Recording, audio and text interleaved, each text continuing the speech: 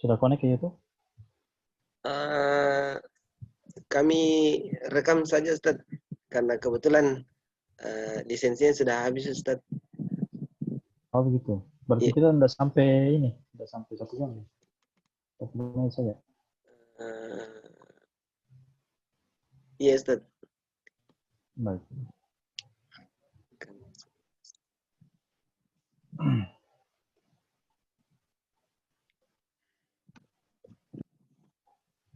Baik.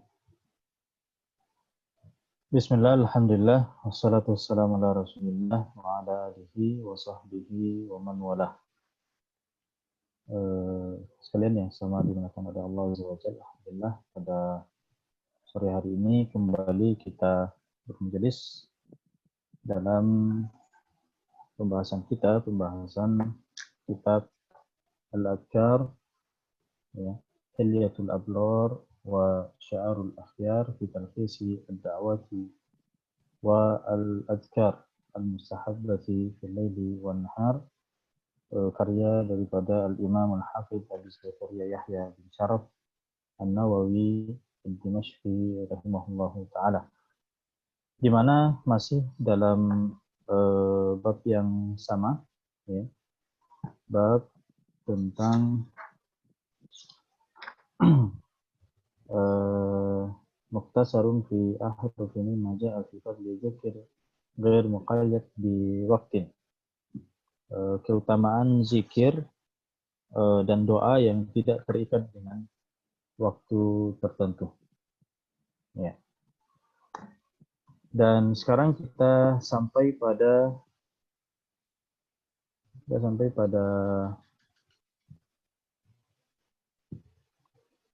riwayat yang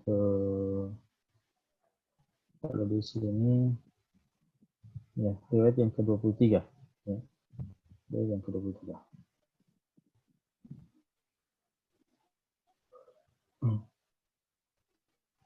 Kita besarkan dulu. Ya.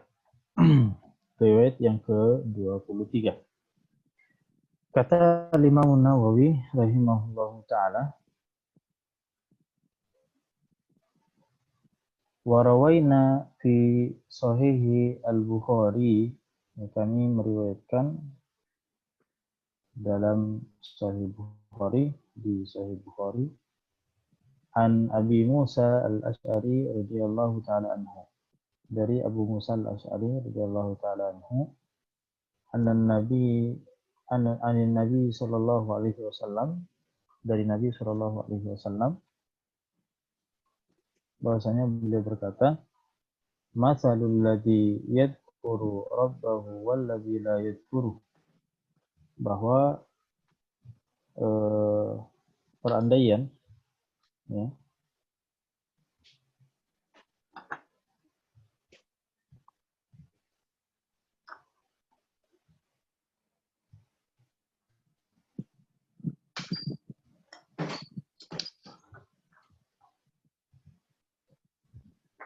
ya, artinya perandaian alladzi yadhkuru rabbahu wal ladzi la yadhkuru, perandaian antara orang yang berzikir kepada Rabb-nya, walladzi la yadhkur, dengan orang yang tidak berzikir kepada Rabb-nya, masalul hayyi wal mayyit, itu bagikan perbandingannya antara orang yang al-hayy, orang yang hidup, wal mayyit, dan orang yang mati. Ya. Terus kalian dimulakan oleh Allah, pada hadis ini, hadis ini adalah hadis yang diriwayatkan oleh Imam Bukhari di dalam sahihnya, dalam kitab Ad-Da'wat, dan juga hadis ini diriwayatkan dalam Sahih Muslim. Ya, hadis ini juga diriwayatkan dalam Sahih Muslim. Tapi di sini sengaja oleh Imam Nawawi menyebutkan secara khusus Bukhari sendiri. Ya. Padahal hadis ini juga ada dalam Sahih Muslim. Alasannya kenapa? Kenapa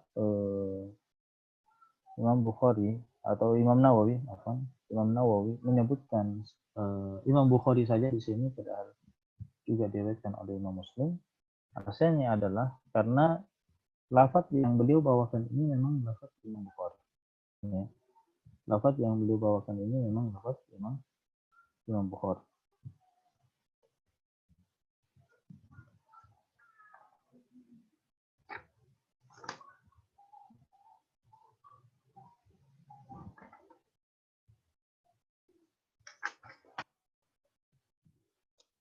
Ya. Di mana di dalam Sahih Muslim, kalau di dalam Sahih Muslim lafaznya seperti ini, bahwa masalul baitil ladzi la yuzkarullahu fihi wal baitul ladzi la wal baitul ladzi la yuzkarullahu fihi masalul hayy wal mayyit. Itu kalau disebutkan dalam Sahih Muslim seperti itu, bahwa perumpamaan rumah, ya, kalau disebut dalam Sahih Muslim itu rumah. Ya, kalau di sini orangnya langsung masalul ladzi yadhkuru rabbahu, orang yang berzikir kepada Rabbnya. Sedangkan di dalam Sahih Muslim itu disebutkan masalul bait alladzi yudkarullahu fihi, perumpamaan rumah yang di dalamnya dilakukan zikir kepada Allah, dengan rumah yang tidak berzikir di dalamnya, masalul hayyi wal mayyit. Jadi perbandingannya sama. Hanya saja yang dibandingkan di hadis kita ini dalam Sahih Bukhari khusus berkaitan dengan orangnya langsung. Sedangkan dalam Sahih Muslim itu yang dibandingkan adalah rumah. Ya. Dan ini menunjukkan kepada kita bahwa zikir itu sendiri itu membawa bekas, ya, membawa pengaruh terhadap orang yang melakukan zikir itu sendiri, kemudian juga membawa pengaruh kepada tempat yang dilakukan untuk berzikir. Ya. Jadi keutamaannya itu kembali kepada orangnya dan juga kembali kepada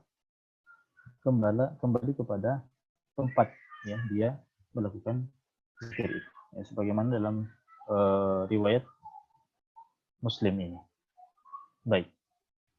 Nah, apa maksud Nabi Shallallahu Alaihi Wasallam dari perbandingan ini? Dan ini juga salah satu metode Nabi Shallallahu Alaihi Wasallam dalam menyampaikan, yaitu melakukan permisalan-permisalan, ya, darbul masal. Dan ulama dalam hal ini punya beberapa kitab ya khusus mengumpulkan hadis-hadis tentang permisalan. Ya. Misalnya Kitabul Amsal karya Ar-Ramah Hurmuzi. Ya, Ar-Ramah Hurmuzi itu punya kitab khusus tentang hadis-hadis permisalan. Ya. Dan sudah ada beberapa terjemahan dan tulisan-tulisan juga yang mengumpulkan hadis-hadis permisalan dalam bahasa Indonesia. Ya. Maka maksud daripada darbul amsal di sini, permisalan yang diberikan oleh Nabi Shallallahu Alaihi Wasallam adalah at-takrib ila dhihinis sami. Ini salah satu tujuan Nabi Shallallahu Alaihi Wasallam memberikan permisalan adalah agar orang yang mendengar itu ada ya pendekatan-pendekatan tertentu yang bisa dia tangkap. Ya. Artinya ketika menjelaskan sesuatu, kadang kita memperhatikan metode kita dalam menyampaikan. Sesuatu yang kadang sulit dicermati, itu mudah dicermati ketika dilakukan perbandingan-perbandingan terhadap sesuatu. Ya, ketika dibandingkan bahwa perbandingannya seperti ini dan seperti ini, itu semuanya adalah pendekatan. Bagaimana kita bisa menangkap dengan baik apa yang dijelaskan. Ini salah satu metode Nabi Shallallahu Alaihi Wasallam dan tujuannya. Nah, di dalam hadis ini Nabi Shallallahu Alaihi Wasallam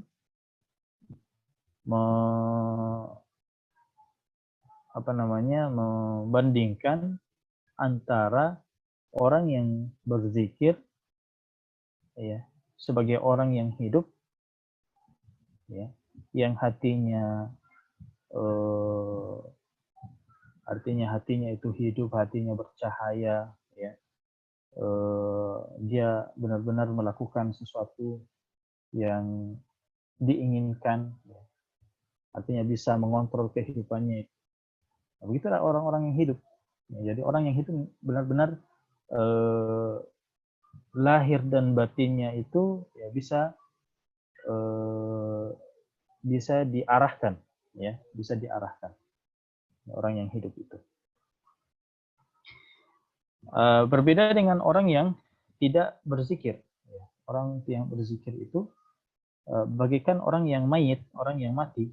Ya, orang yang mati itu ya tidak ada gerakan, tidak hidup, kemudian ya tidak bisa dikontrol, ya. Itulah perumpamaan orang yang mati, ya, yaitu orang yang tidak berzikir itu diibaratkan dengan orang yang telah mati. Nah, dan perbedaan yang sangat jauh antara orang yang hidup dengan orang yang mati. Maka begitu juga dengan orang yang berzikir dengan orang yang tidak berzikir, itu perbedaannya juga sangat jauh. Ya, kalau kita bawa juga kepada apa namanya, kita bawa juga kepada riwayat Muslim, ya, riwayat Imam Muslim yang mengatakan perbandingan antara rumah yang di dalamnya diamalkan zikir dengan rumah yang tidak diamalkan zikir di dalamnya, itu ya juga perbandingannya antara hidup dan mati. Ya, jadi kalau kita mau menghidupkan hati kita mau menghidupkan rumah kita itu, ya, nah, maka lakukan amalan zikir. Ya. Nah, karena kita adalah di bab yang zikir dan doa yang tidak mengenal waktu tertentu, ya, maka ketika kita ingin menghidupkan, ya, hati kita, ingin menghidupkan jiwa kita, ingin menghidupkan tempat, ya, itu tempat kita berzikir di rumah, ya, maka lakukanlah zikir di dalamnya. Kita melakukan zikir pertama tidak mengenal waktu, kapanpun, ya, dan dimanapun. Ya, jadi di sini ya kita lihat bagaimana Nabi Shallallahu Alaihi Wasallam memberikan permisalan dengan hidup dan mati. Dari sini kita bisa lihat juga bahwa hidup dan mati seseorang itu bukan dilihat dari ya, dia bergerak atau tidak, bukan dilihat dari ya, dia sehat atau tidak, bukan dilihat dari ya, dia tua atau muda, ya. Tidak dilihat dari jenis kelaminnya, apakah laki-laki atau wanita. Tapi ternyata kehidupan dan kematian yang menjadi apa namanya, yang menjadi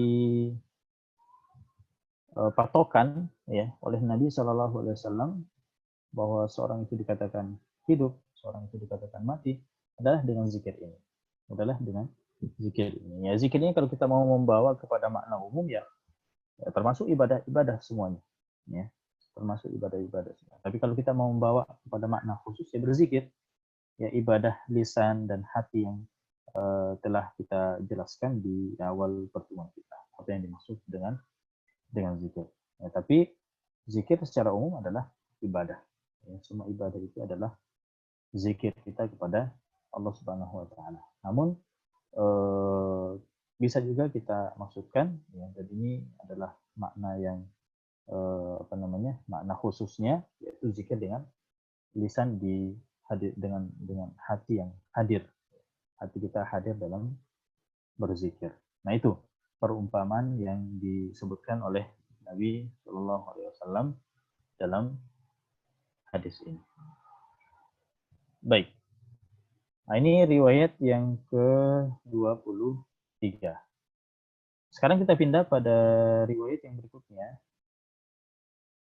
di mana kata Imam Nawawi rahimahullah taala, wa rawaina fi sahihi Muslimin, dan ya kami meriwayatkan dalam Sahih Muslim juga an Sa'ad bin Abi Waqqas radhiyallahu taala anhu, beliau berkata, Ja'a A'rabiyun ila Rasulillah sallallahu alaihi wasallam faqal, bahwa seorang Arab Badui datang kepada Rasulullah sallallahu alaihi wasallam seraya berkata, Alimni kalaman.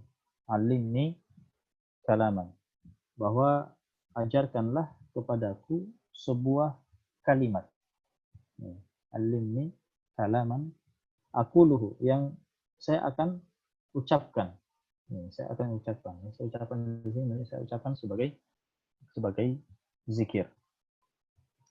Maka Sa'ad bin Abi Waqqas mengatakan, mengisahkan kisah ini, bahwasanya Nabi SAW mengatakan, Qul, katakanlah, La ilaha illallah wahdahu la syarika. Jadi ini zikirnya, mengatakan baik-baik. La ilaha illallah wahdahu la syarikalah. Allahu akbar kabira. Walhamdulillahi katsira. Subhanallahi rabbil alamin. La haula wa la quwata illa billahil azizil hakim. Ya, jadi ini zikirnya yang diajarkan oleh Nabi SAW kepada orang Arab Badui itu.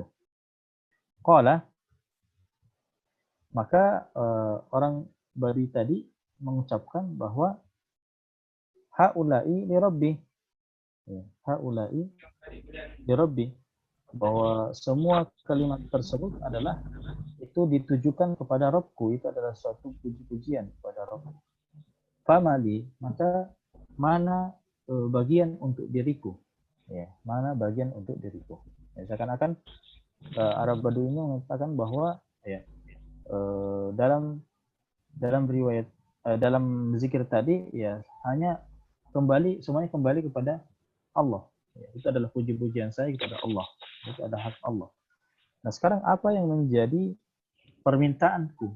Ya, mana yang saya baca yang manfaatnya kembali kepada diriku? Ya, sebetulnya apa yang dibaca oleh Arab Badui tadi, yang diajarkan tadi itu ya sebetulnya tidak memberikan manfaat kepada Allah Subhanahu wa taala. Memang Allah Subhanahu wa taala adalah zat yang memang seharusnya kita puji, ya, berikan puji-pujian. Nah, sedangkan kita inilah yang sebagai makhluk yang akan membutuhkan apa namanya, ya, yang butuh pada Allah Subhanahu wa taala. Maka ia bertanya, famali, apa yang menjadi bagian dari saya untuk saya baca dan kembali manfaatnya kepada diri saya. Maka maka Sa'ad bin Abi Waqqas mengisahkan kembali bahwa Nabi SAW mengajarkannya, katakanlah, Allahumma, ini lafaz yang diajarkan oleh Nabi SAW yang manfaatnya bisa kembali kepada Arab Badui tadi. Bahwa Allahumma gfirli warhamni wahdini warzuqni.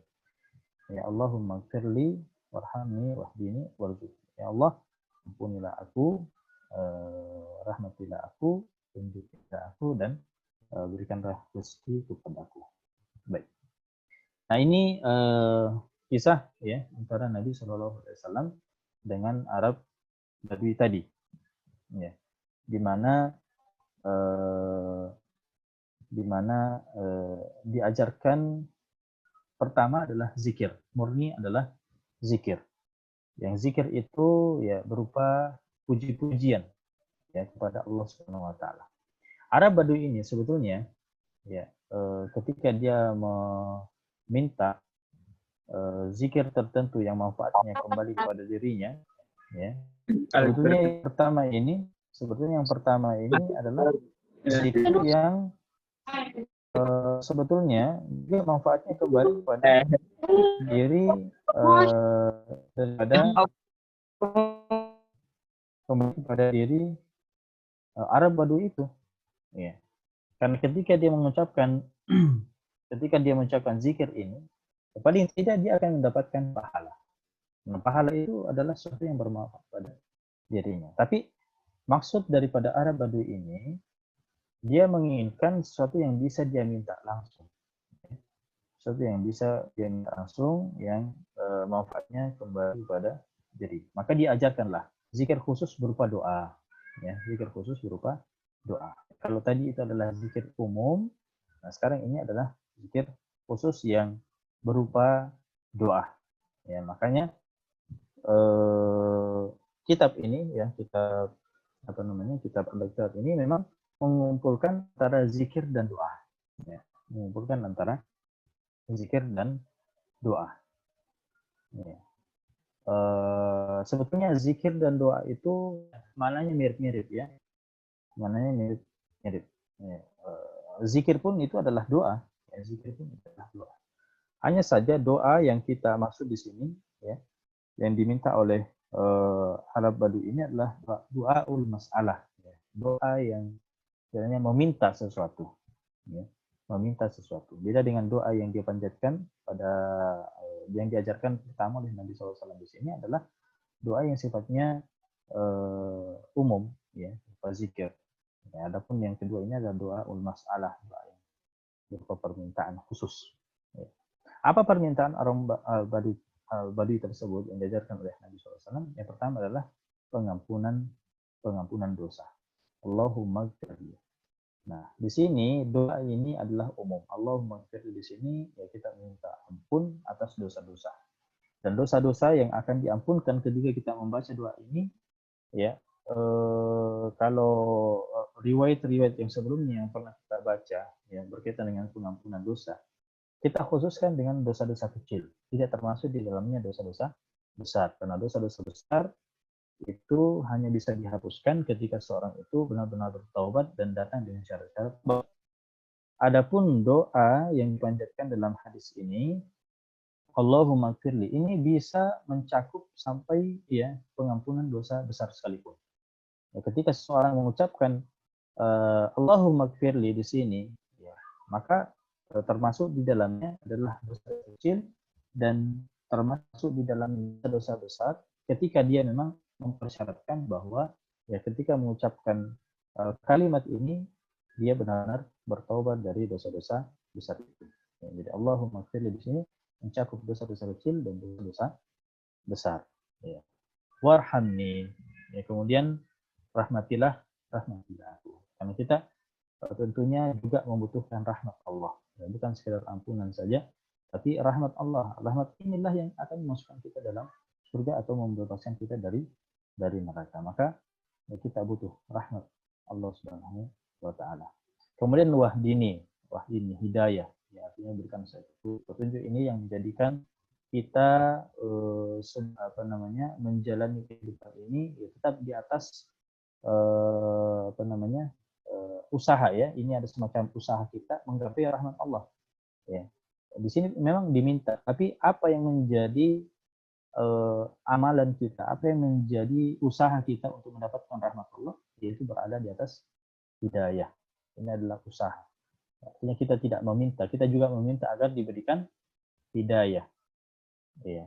Kemudian terakhir adalah warzukni. Warzukni di sini ya kita ketika ingin berada di atas hidayah, di atas petunjuk, ya tentunya membutuhkan ya berupa